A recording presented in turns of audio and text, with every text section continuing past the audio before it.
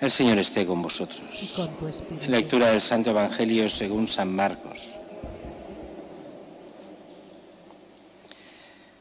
Después de haber saciado a los 5.000 hombres, Jesús enseguida apremió a los discípulos a que subieran a la barca y se le adelantaran hacia la orilla de Betsaida, mientras él despedía a la gente.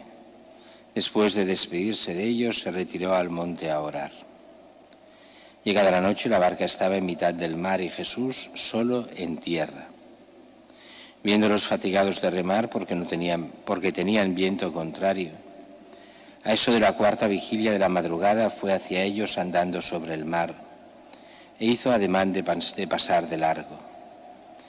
Ellos, viéndolo andar sobre el mar, pensaron que era un fantasma y dieron un grito, porque todos lo vieron y se asustaron.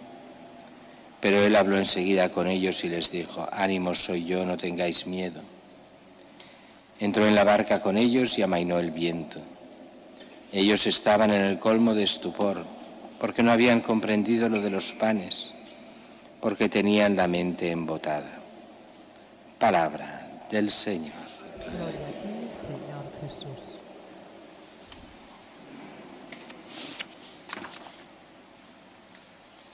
En la primera lectura nos dice claramente, y es en este ambiente, aunque ya estamos acabando el tiempo de Navidad, de hecho lo hagamos ya con este bautismo de Jesús y el lunes volvemos al tiempo ordinario, pero nos dice claramente: quien confiese que Jesús es el Hijo de Dios, permanece él y él en Dios. La mentalidad bíblica, confesar, no quiere decir simplemente decir Jesús es el Hijo de Dios. Cuando el confesor, el que confiesa en la mentalidad bíblica, es el que apuesta y da la vida por aquello que dice. O sea, es aquel que se la juega cuando está diciendo que cree que Jesús es el Hijo de Dios. Hoy también pasa, y pasa muchas veces, creer en la divinidad de Jesucristo y tomárselo en serio no es nada fácil. Es tomárselo en plan de broma, en plan simplemente como una cosa del pasado, como aquello que se decía, vale. Como una cosa estrictamente, bueno, de los libros, del dogma, pero del dogma no vivido, vale.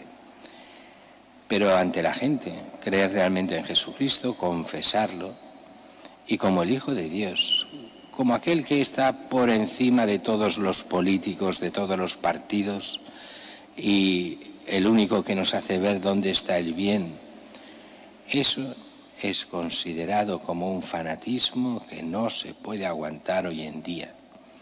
Hoy en día las ideologías están por encima de Cristo, o creen estarlo, mientras el cristiano sabe muy bien que Cristo está por encima de todas las ideologías.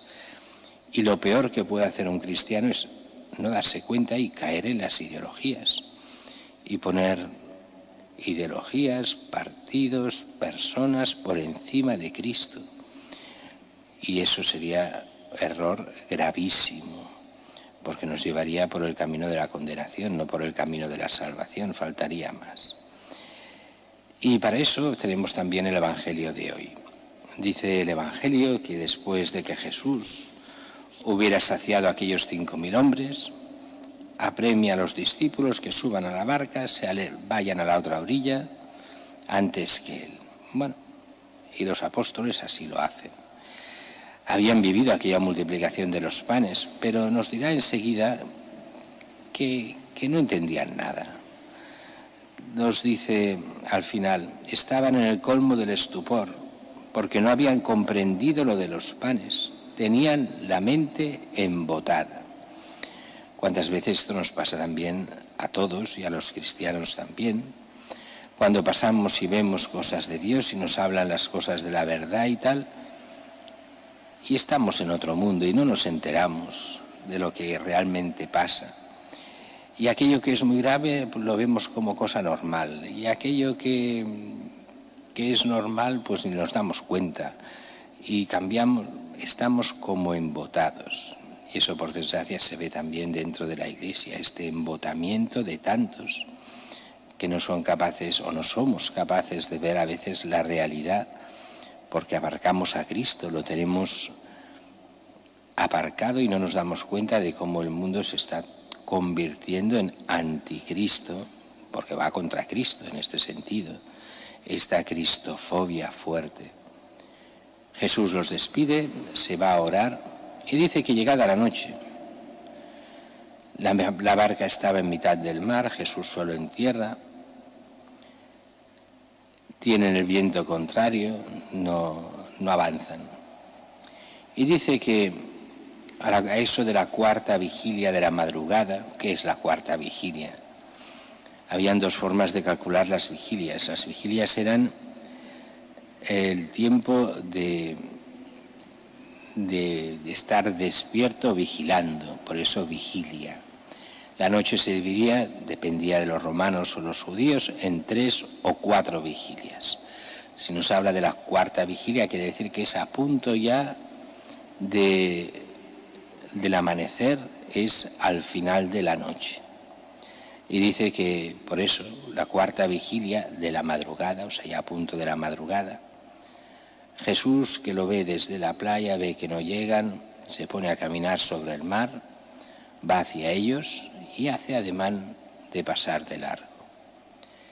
Claro, entre que es oscuro, que hay viento, que no se puede, y ves que alguien camina, una sombra camina sobre el agua, todos nos hubiéramos asustado, y así lo hacen los apóstoles.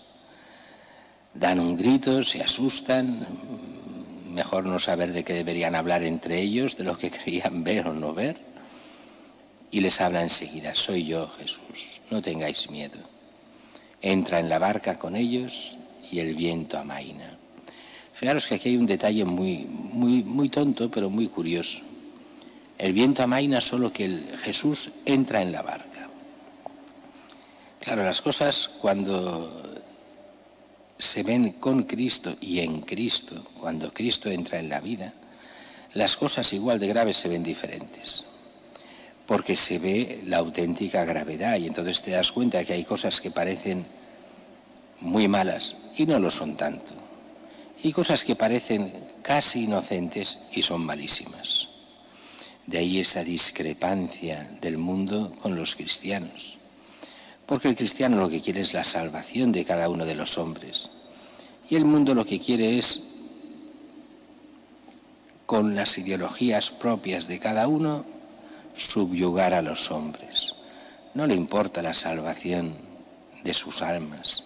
Simplemente piensa en cómo mantenerse en el poder, cómo manipular a la gente, cómo hacer un mundo a imagen y semejanza de lo que quieren los poderosos.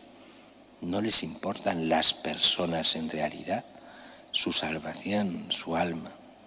Y por eso a Dios lo primero que le importa es el alma de cada uno, lo que somos cada uno de nosotros, que vayamos al cielo, que seamos santos, que entremos en comunión con Cristo. Y a partir de ahí vendrá todo lo que es la conversión, el cambio de mentalidad, el buscar realmente el bien, y así transformar todo lo que es la sociedad, pero no a nivel de borregos, no a nivel con las leyes, sino con la conversión y el cambio de cada uno de nosotros.